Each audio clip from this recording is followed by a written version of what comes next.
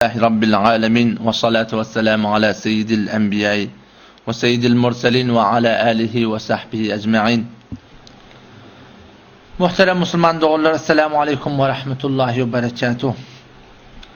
Geçen celisedeki gurrunun, izindeki gurrun, Vehhabiyetin alamatı deyip, ne kadar zatlar şuun kun bizim zamanımızda yayrağlı halin haqiqatinden şol aydılyan zatların %95'i Ehl-i Sünnet vel Cemaat Hanefi mezhebi ters.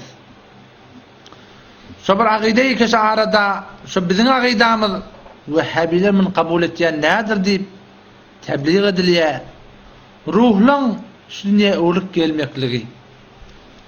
Kitaplar ibarada Dakayıkul Akhbar diye, Besair diyiliye, şoň menesatlar. Şu kitaplarda da bir aslı bir bunyat kitaplar kimin yazanı belli değil. Näçe däne muallife nispet berliye. Biri falani yazdı, biri falani yazdı. Kim yazanı belli değil. Her kimem yazan bolsa der her suret şaidliyen kepler Kur'an'a ters, hadise ters, Hanefi mezhebin fıkhına bir ters şeyle bir aqida. Elbette şu kitaplarda da yani bir zat yazılıp duruyor yani ol bu ad öwez bolugly. Şu kitaplarda gelenlerine aňyrdan ruhlar şolar han tamam bolup gelýär diýipdir. Bu konu yani biz gelen ruhlardan han tamam bolup gelýär. Bu kitapdan da tertibi ütki etdirdi. Tersine bolugly. Kitaplarda şu kitaplarda da gelenne ola size kömek vermeden için gelýär diýip aýdan zat ýok. Ola da kömek han tamam olup gelýärler diýipdir. Şu konu diýilýär da her kim diýip aýtsa ölü sizden han tamam, siz ölülenler han tamam diýse, şol Vehhabi diýip alamat bolýan bolsa, şu kitaplarda ikisi ölüye urup gelýär diýen kitabın özüne şeýle ýazylýar. Nauzubillah onda şu Vehhabi'den kitap olmaz. Şola da han tamam olup gelýär diýipdir şola. Kömek vermeden çim gelýär diýip aýdan zat ýok. Ine şeýle bir gurrun ýöne Ayaşi ölüyün ruhi kişi dünyadan çıkya. Şi öwrük gelýärmi gelmeýär. Gelenden lan gelmenden maňa näme saňa näme şi? Gelse aýlanar çykar gider da. Ýok. Biz musulman, imanymyz var, etiqadymyz var. Öwrük gelýär, gelmeýär Kur'an, hadis, şu bir etiqadiyat mesele. Öwrük gelýär diýende käsirler munna, onu çağırsan bolýar, dileseň bolýar, bolmaýar, şu mesal birsi şubahatlar ara dörýär. O hem şunu Kur'an, hadis kav açıklayaptır bile. Şunu kav suretini düşünmektik gerek. Gelýän bolsa gelýän etmeli. Gelmeýän bolsa peşi etiqatdan tawba etmeli bol. Mukaddemede şunu aýdyn ki, alem 4 alem maşy, kulli nizamda. 4 alem. Bir alem enen geografi, bir alem bu dünýä alemi, bir alem alemi barzah, bir alem alemi kıyamet. Bu dünýä aleme enen geografi bir alem. Awal zat yok, yoş vücuda gelýär, 4 aýdan sonra zam berilýär. Ol enen gewresindäki yatan çağa daşındäkiden habar yok. Daşındäkideki biz gelip ýas, bize içindäkiden habarymız yok. O tada ol hiç zat yok, yoş ruh gelýär. Yoş cism gelýär, can gelýär. Bu tada cismi can bile. Biz içindäkiden habarymız yok, içindäkiden daşındäkiden habar yok. Aleme barzak diýilýärleri, adamyň cesedi kabrda bolýar. Ruhi alemi barzakta bolýar. Ruh bilen cesedin arasynda bir irtibaty bolýar. Eýni gün nuri yere gelýär. Emma özi yere gelene ruh da alemi barzakta bolýar. Jüdägany fakat ruh bolýar. Cesedi kabrda bolýar. Arada bir irtibaty bolýar. Arada bir irtibaty bolýar. Osam o taada nigmat bolsa kabrda şonu ihsas edip ýetýär. O taada azap bolsa o da kabrda şonu ihsas edip ýetýär. Şu suratyny Ati suratında musulmanların ruhları alemi berzakta bolýar. 4-nji alem on alemi kıyamet diýilýär. Ýamaşadan ruhlar öňkü cesetlerini ýamaşadan Allah'ın emrinde ýamaşan diriljekler. Öňkü cesedi, öňküsü cesedine Allah'ın emrine dirilip ýamaşadan şol ruhlar girecek diýär. Ine şu 4 alem musulman dogullar bar. Bu dünýä enen geograsi, alemi berzak, alemi kıyamet. Ine ştada Kur'an'ı biz wagty açyk görýär. Bir göreli Kur'an şu aqidan hakkında näme diýipdir ki, şu aýaş ölü uğrup gelýärmi, gelmeýär. Inelekem tefsiri Abidi, hormatly Abidi ahun tafsirin tefsiri, cildisi Safeye 222. Bir ayet aytya 99-njy we 100-njy ayet Sure-i Mu'minunna 18-njy parada. Hatta a'udhu billahi mineşşeytanirracim. Hatta iza jaa ahaduhumul maut. Taki şol kafirlarning başına bir ölüm gelýär. Kafirlarning başına ölüm gelýär.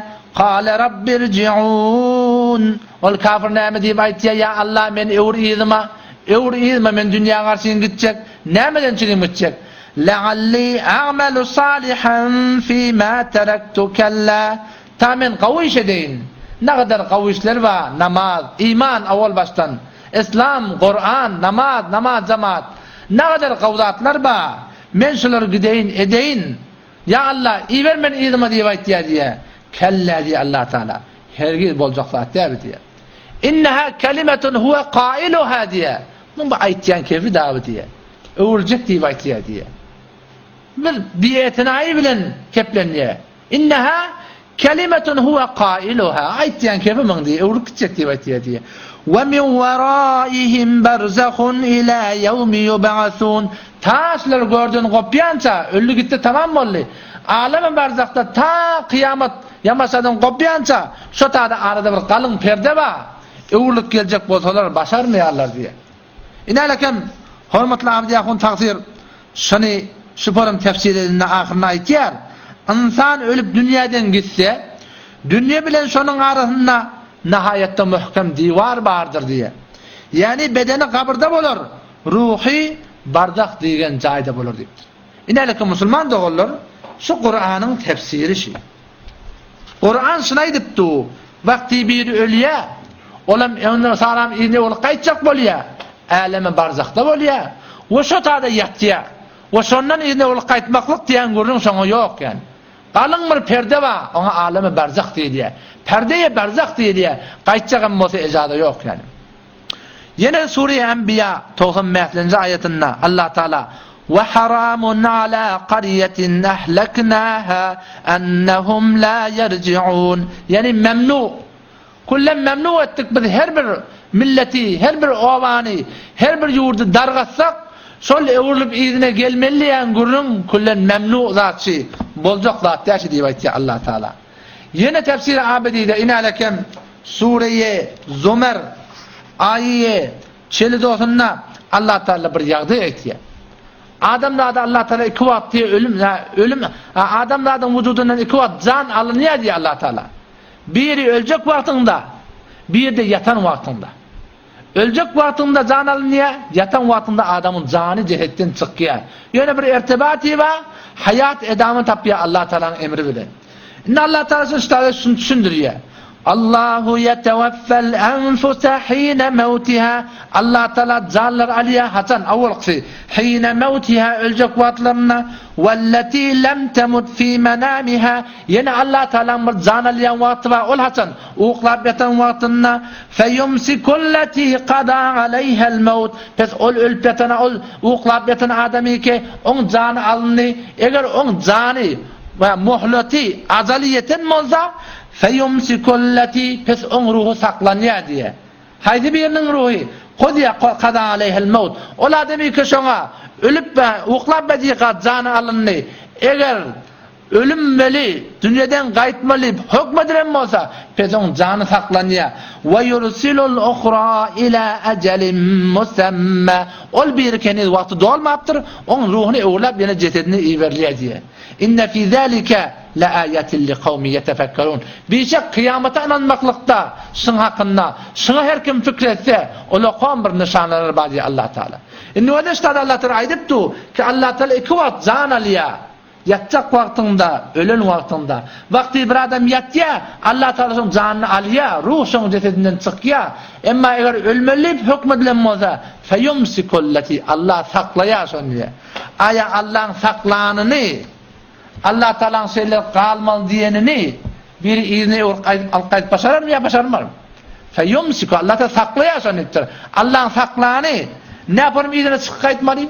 O zaman şu taýda musulman dogullar, şu aqida Qur'ana tersi. Egerçe ki bazı kitaplarda geriye. Egerçe ki bazen ola qaraq, ola qon tafsirler de şunu birleşeyle bir abatap bilen gurrun de beriliye. Ama Müslüman doğun şikep بدون tahkik aydiliyen kepşi. Kağıtlarda bir var. Kağıtda diye sen diye ecen ruhu vurup geliyor diye. Men niye şu diye Abdiyakun tefsirini okuyup görmedim karşıda. Şu ecen ruhu vurup geliyor diye diye. Abdiyakun tefsir şimdi tefsirini yazıp koyup da şimdi vurup gelmeyeceğini. Ne yaparım vurup gelmeli ahim şu. Ondan sonra geleli hadise. Peygamber Aleyhisselam'ın o mübarek hadisi. İnalekem Mirqat'ta Celde haft. Hadis la adwa ve la tiyara. La adwa ve la hamme ve la safar. Şu hadisin matahtında ve şunun avvalki la adwa ve la tiyara. Şu hadiste geliyor. Allama Molla Ali Qari rahmetullahi aleyh Hanefi ştada bir Peygamberin vaktindeki kafirlerin bir etiqadını beyan etti. Peygamberin vaktindeki kafirlerin etiqadısı diye. Ve kânetil arabu Araplar süperim etiqadları vardı. Tez'umu olar süperim yakînleri vardı. Enne izâmel meyyiti izâ beliyet ve adimet her vakti ki ölüp yatan adamın sümkü çürüyse ve kullen savrulup da ayrılsa tesiru hamme ol bayğuş oluyor diye baydarlar diye. Şun ruhi. Ve tehrucu minel kabr ol kabirden çıkıyor ve tetereddedu ve te'ti bi ahbari ehlihi gelip de öz oğlunun sonundan haber almadan şimdi geliyordu diye. Yine geliyor tabi. Ve kîle kânet tez'umu Araplarda süpermir kalat etiqad batı.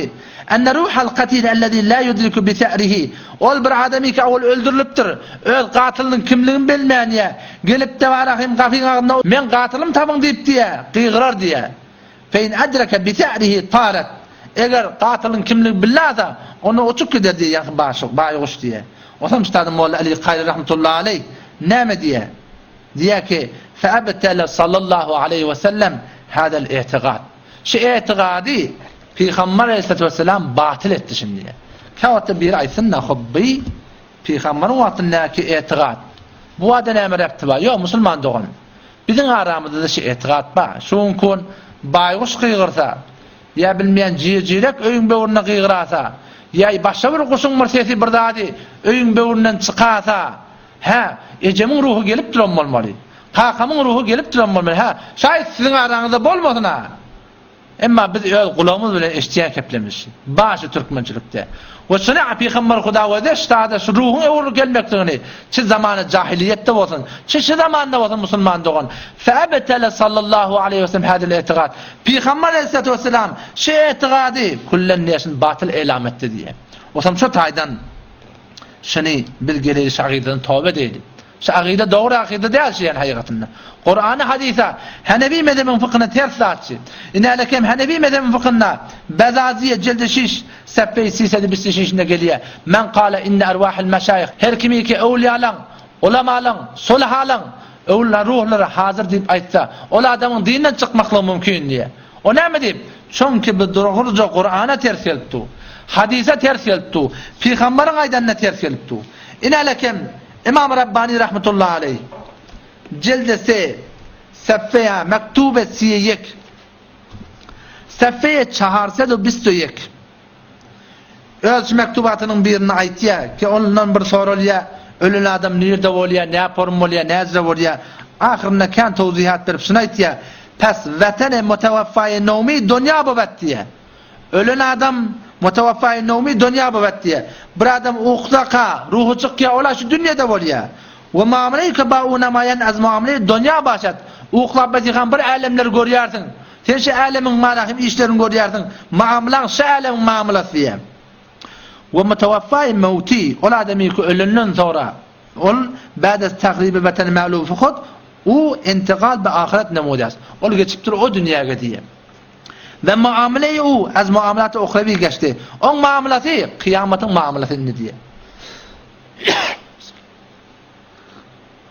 Hemçinanik hadiste geliyor diye men mâte fakat kâmet kıyametuhu her kimi ki ölse on kıyamete kaim oldu siz şunu eşlendirsiniz diye soram da diye zinhar be kuşuf-i khiyali ve zuhur suvar mesali itiqadiyat mukarrer ehl-i sünnet ve cemaat ra az dast nedehen ve bekhab khiyal qad gharrana shaban ki necat bi mutabati in firqi naciye mutasavvir nist bir dişime geldi, huşuma geldi, gözüme göründü, bilmeyen falan evliyan gözüne görüttür, bilmeyen falanın evliya ruhaniyetini esas ettir. Bu haba hıyallar bilen, bu keşfe hıyalatlar bilen, bu bazen kâda adamlara bolyan zatlar bilen diye Ehl-i Sünnet vel Cemaat'ın aqidesi ki Kur'an'da va hadisde va aqide kitaplarda va bular %100 yazıqlı, buları ellen berip bolmar ki eğer biz aqideden yazsak onna bu dünyadan o dünya sagama aşmaklık diye hevara qiyim bolar diye. Otam ştayda musulman doğullar. Yanında başta da aytdım. Vakti ki Kur'an şunay diptu, hadis şunay diptu, Hanefi mezhebin fıkhı şunay diptu, inalekem ulamay ehl tasavvuf da şunay diptu, gelip daqaiqul ahbar yalaq, basair yalaq ve başqi bir yekkarım bidun tahqiq kepliyan ulamaların kepne biz kulaq asıp şu Kur'an'ın, hadisin, ehl-i sünnet vel cemaat, Hanefi mezhebin fıkhının kenara koyup da gelip de barakim şuna etiqat tutunmaklık. Her kim gözel gövünü musulman doğun, şu hiç vatta bir doğru zat deş. Musulmançılıkta bir ay diyen kep bayöne.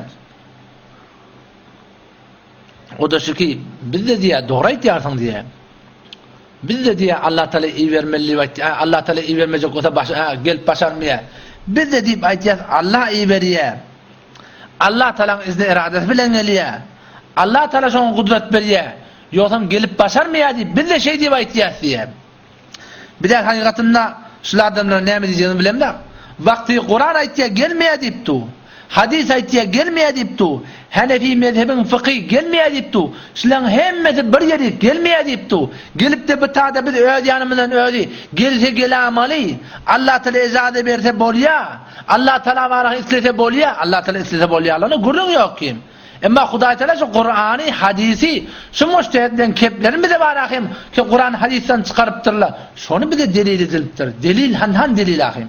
İza ca'al ihtimal batal istidlal. Her vakti ki ihtimal gelse bolsa bol amali bir şek dedi ha yani vahm yani. Vahm diğerleri şekten ne tek boluyor. Bir bolsa bol amali ngurrunu. İyi verse iyi ver amali. Hiç bilene nauzubillah. Etiqat tutup bolar mı? Allah Teala hem de kudret ettiye. Onun kimin şeki var ahir? Yani gurun şunusunu musulman doğullum. Allah Teala bir düzgünü var. Şu düzgün hiç vakti ütgemeye. وَلَنْ تَجِدَ لِسُنَّةِ اللّٰهِ تَبْد۪يلًا Hergey sen Allah Teala'nın koyan düzgününe ütköşüklük tapmarsın diye. Ütköşüklük her nemede olsa olacak. Allah Teala'nın koyan düzgününe olacak ki. وَلَنْ تَجِدَ لِسُنَّةِ اللّٰهِ تَحْو۪يلًا Hiç vakti Huday Teala'nın koyan düzgününe hiç vakti bir ağım dönümlük tapmarsın diye. Hemişe bir düzgün Huday Teala'nın düzgünü. Ne yaparım? Şuhadai cengi Uhud Merkatta, yani Kitab-ül Cihat'ta hadisi mesruktan ayttım. Ne yaparım o ta'da? Şuhadai cengi Uhud tagaza ettiler Allah Teala'dan. Ya Allah icade ver biz uğurlayli. Doğan kardeşimi de aydeyli. Gideyli dünya öcetizmi de gideyli. Doğan kardeşimi de aydeyli. Şu bir nimetler var. Kârdak zahmet çektiler seni Allah'ın yolunda. Allah Teala ne mi etti? Uğurlup sizin dünyaya gitmekliğiniz ben avval hükmü ezelimden geçti. Siz uğurlup gitmekliğiniz olmayad etti.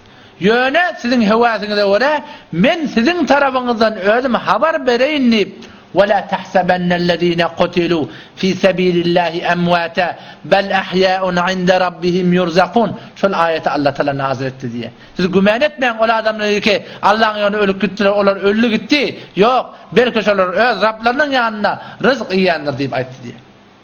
Osam şu tayda musulman doğun, şey etiqat, hiç onman doğurdu. Vakti ki Kur'an geliyor, İsa aleyhisselam, ulul azim peygamber, ayet-i şonzası deyip de Sure-i Maide, Allah şunu delil edip getiriptir. İsa peygamber, ulul azim peygamber, men haberim yok deyip ayet. Uzeyr aleyhisselam, ayet-i bisi pencano, 259. ayet, yankı Sure-i Bakara'da, Allah Teala şunu 100 yıl öldürüp yatıptır. Şey zaten haber yok deyip ki diye, inalekem Merkat'tan yeni okuyup ben. Merkatta inalekem cildi şişinne seffeye 2465 inalekem Kitab-ül Cihat'ta geliyor. Molla Ali Qari rahmetullahi aleyh akide ehl-i sünnet vel cemaat şey diye aytiyor. وَاَنَّ الْاَرْوَاحِ بَاقِيَةٌ لَا تَفْنَى Ruhlar hemişe baki, onlar hiç vakti fena olmaya. فَيَتَنَعَّمُ الْمُحْسِنُ Pes Gawa adam, ol ruhlary ki gawa adamlar bolup o dünýäge çypdylar. Olar nygmat ýerler, nygmatda bolarlar. Ve yu'azzabul musi, günahkary da azap berler. Ve huwa mazhabu ahli sünnet diye. Şaqida, aqide ahli sünnet ve bihi nataqat tanzil vel athar. Şi aqide ki ruhlar fani bolmaya, hemişe baqi, gawa adam nygmatda, telek adamda azapda. Şaqide ahli sünnet vel cemaatın aqidesi şibrdadi keşin Kur'an aytya, hadis aytya. Khilafen li taifetin minel mubtedi'attir. Ne kadar bid'ati taifeler ba ki ruhlar başka bir suretler bolýar diýip etiqatlar ba, şu aqide ehli sünnet vel cemaat diýip aýtýar musulman dogan. We de ştada bir gurulmadan we de ştada aýdypdy, gawa adama nygmat berilýär. Hop eger şu jenneti görüp ýatan bolsa, ol hurgylar görüp ýatan bolsa, hiç şondan öwrülip ýerine gaýtjakmy. Telek adam azap görüp beren bolsa, inalakan we yu'azzabul musid diýipdir. Telek adam azap berilip duran bolsa, şo ne yaparım feriştelerin elinden çıkıp kaçıp kaytmalak. Hiçbir boljak zat mahimiz. Osam şu taýda musulman dogullar. Şu aqida dogry aqida diýär yani. Pes aqida diýilen zat Kur'an, hadis, kimin aýdanna wara? Muhaddisler, mufassirler aýdanna wara. Aqida diýilen zat inalakan aqidati kitaplar ba. Şol evet Hudaý ehli sünnet vel cemaat, Hanefi mezhebinin ulemalary, başka ulemalar şunu ýazypdyrlar. Şondan tutunmaklyk gerek. Eger şoňa göre bolsa, şundan Allah Taalaň razylygy bar. Eger şoňa göre bolmasa, nauz billah Hudaý Taala şundan razy däl yani. Ondan sonra musulman dogullar. Bu berjek gurulmam tökönni ýene şu ahyrda tagazam siz ulema dogullamdan. Şuki siz gelin oturşuňyz şuňurlygy açyklaň. Açyklasaýlyň şunu. Bir-birini yamanlamaktan, birbirine töhmet turmaktan hiçbir şey çıkmaya.